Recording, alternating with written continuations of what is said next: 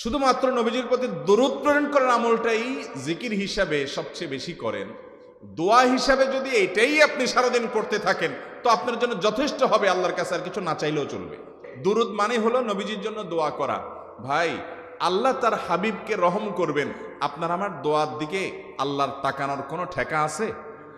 নবীজি কি আমাদের দোয়ার কোনো মুখাপেক্ষী? কিন্তু আমরা তার জন্য দোয়া করলে ওই চান্সে আল্লাহ তাআলা আমাদের প্রতি অনুগ্রহ করবেন। একবার না, আপনি নবীজির প্রতি একবার রহমতের দোয়া করবেন, একবার দুরূদ পাঠ করবেন। মান সাল্লা আলাইয়া মাররাতান সাল্লাল্লাহু আলাইহি আশরা, নবীজি সাল্লাল্লাহু আলাইহি সাল্লাম বলেছেন, একবার আমার জন্য তোমরা দোয়া করলে, আমার প্রতি দুরূদ পাঠ করলে, আল্লাহ তাআলা তোমাদের জীবনে 10 বার 10 জায়গায় 10 টাইমস তোমাদের উপর আল্লাহ তাআলা অনুগ্রহ করবেন।